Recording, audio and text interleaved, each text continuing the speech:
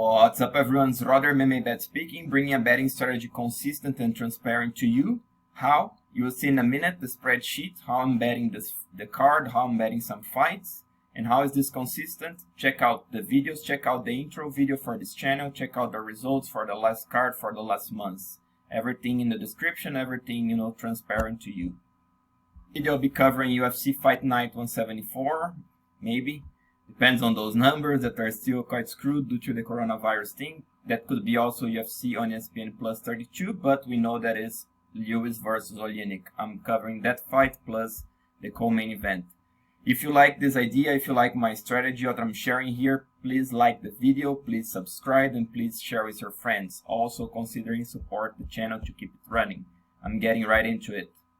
Alright, so if you are familiar to my channel and you know already about this spreadsheet, this is how I'm betting the fight. Well, good luck with your bets. Pause the video now. If you want to hear the breakdown, bear with me.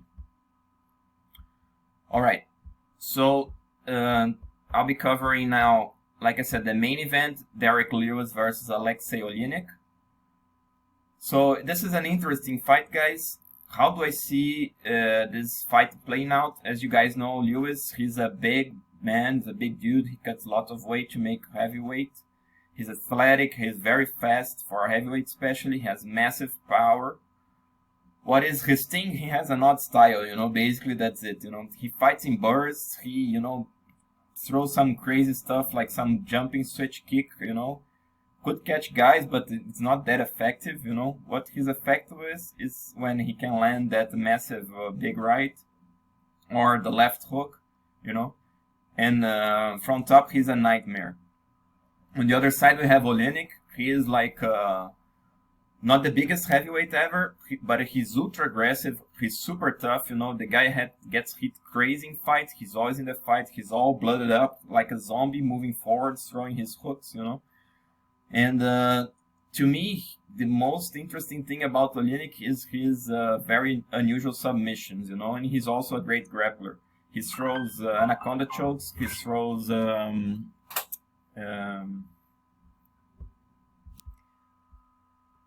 so sorry about this pause. I forgot the name of the choke. He also throws Ezekiel choke all the time.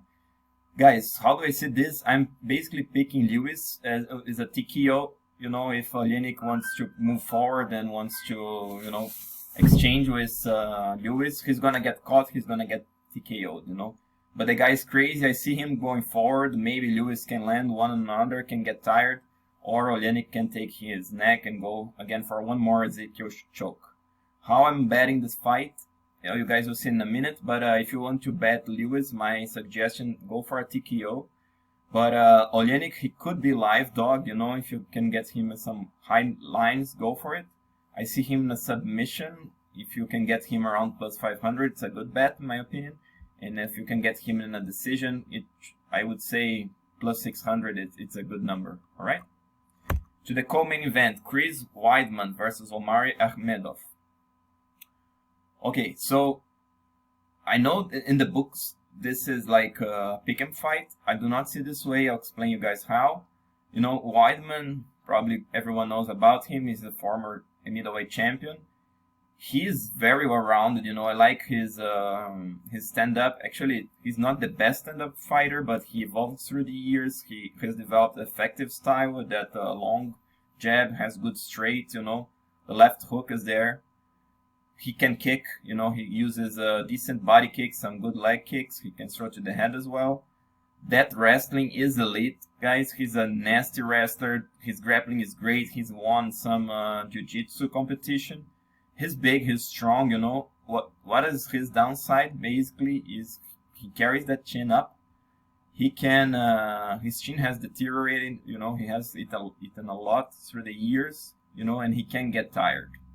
Akhmedov, he is moving up, not moving up in this fight, but he moved up before from a welterweight. He's short, he's stocky, he is strong, don't get it wrong. But to me, he's a basic fighter, He's very tough. He can eat a lot of shots, It's unbelievable, the chin, his toughness. He throws ladder, he throws heavy. He wants to knock you out. Sambo wrestling is pretty decent, But to me, he's quite limited in his arsenal. You know, he has the sambo wrestling. He doesn't quite use it. Sometimes he uses it defensively. Sometimes he shoots, but it's inconsistent. He can get taken down, you know. And how do I see this fight being, you know, most likely playing out? Weidman can keep it on the outside, either with the jab, with the right, or kicking. He can take Akhmedov down at will. That snatch single is nasty. From top, he's a nightmare. Akhmedov can stand up, but to me, not for long. As long as Weidman wants, he'll be able to take him down. He'll be able to land at will, you know. Of course, Akhmedov can land a overhand. He can land a left hook, and you know, Weidman can get hurt and he can finish. Of course he can. It's a real chance, you know.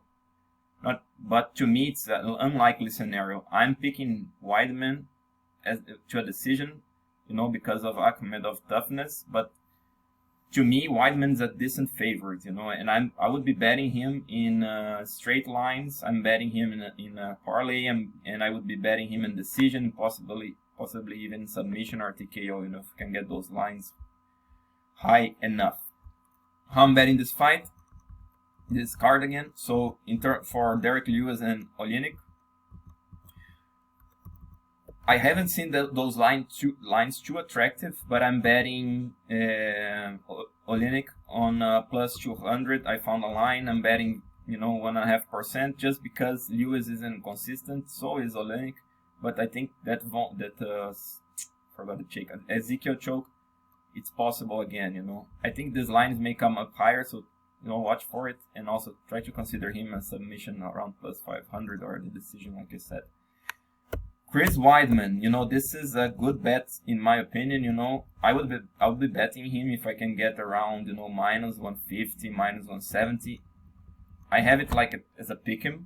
I'm betting him in a straight line. I'm throwing 4% of my betting money. I'm also throwing him a parlay. You know, I'm pretty confident with this bet. As I say here, I have medium confidence. I'm just not high because of that chin, you know. It gives me a question mark if he hits a shot, but I would be medium to high, you know. This is a good bet in my opinion. Okay, so I hope you guys enjoyed. Please like, share with your friends, and subscribe to the channel. And also stay tuned for the rest of the cards with the prelims and everything, okay? Until then, this is Roder MMA Bet.